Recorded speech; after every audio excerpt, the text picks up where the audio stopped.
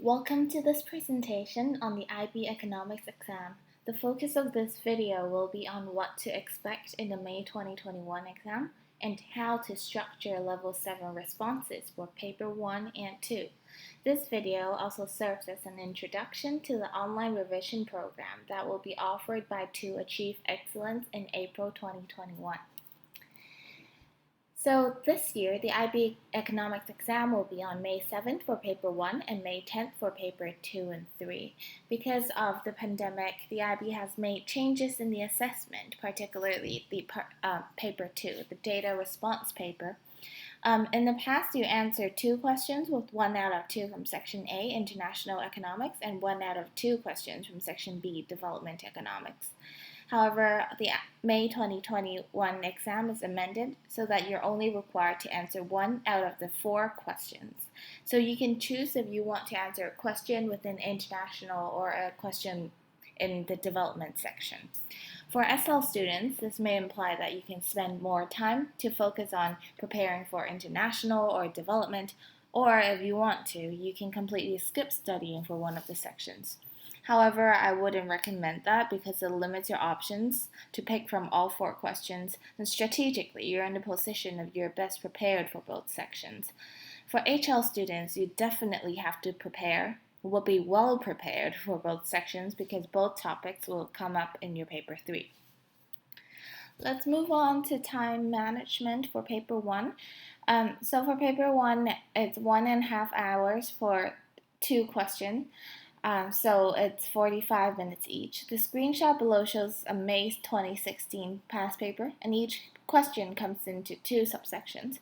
So subsection A is an explain question, and evaluate is an B and subsection B is an evaluation question. So I suggest spending around 15 minutes on explaining and 30 minutes on evaluating, because in the evaluation question, IB expects you to present a balanced argument from both sides of the statement. It is usually about a policy or some changes in the market. After presenting a balanced argument, you will also have to come up a judgment based on your own opinion. So that requires a lot more work than an explain type question, which is also why Part B is worth more marks than Part A. So for Paper 2, time is less flexible because you have to answer 4 subsections in 45 minutes.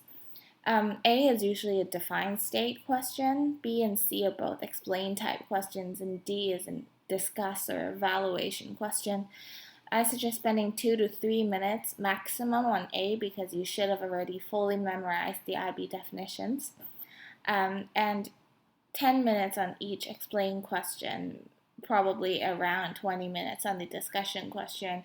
Again, it is worth double the marks of explain type questions, and it requires you to come up with a judgment on the market change. So make sure you have enough time left for Part D. So what I suggest is that in the beginning of the examination, quickly allocate your time and state the exact time that you have to finish each subsection before. So for example, I have to finish Part B by 10:30, Part C by 10:40, and Part D by 11. Make sure you know how to get yourself on track with time. Another main difference between Paper 1 and 2 is that in Paper 2 you're given data as a data response paper. So what that means is to answer all these subparts, you're expected to quote or reference the data given.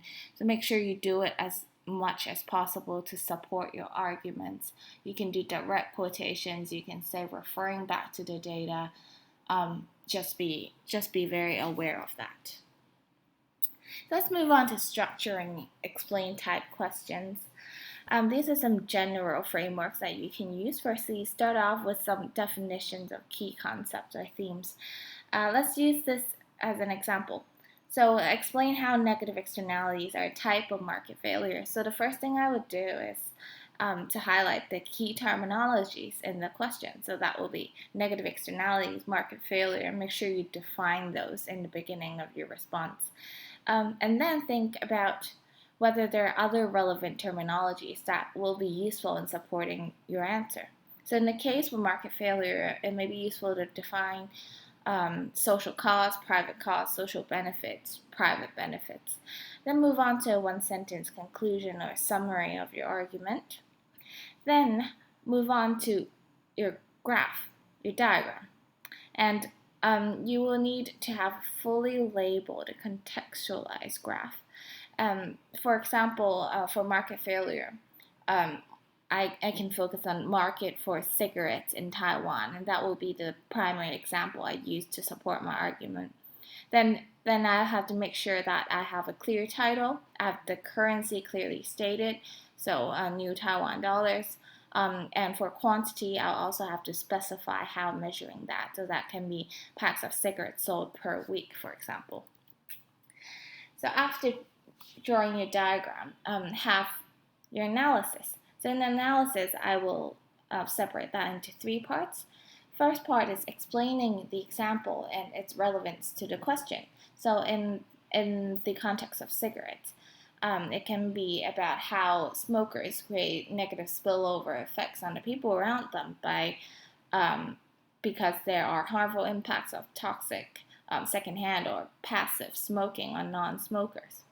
So next, talk about how this is reflected in the graph. So in this case, it will be where the externality is in the diagram and how it's reflected through the differences in marginal social benefit and marginal private benefit. Next, what does it imply? So in fully answering the question, you'll have to explain how it demonstrates market failure, right? So it will be related to allocative inefficiency. Then this means you have to just state how this results in an allocative inefficiency, or what are the implications. So where is the socially optimal level in the diagram? So that's just a general overview of answering paper 1 question. Explain type question, and you can definitely create a table that looks like this to support yourself when you're practicing the explain type questions.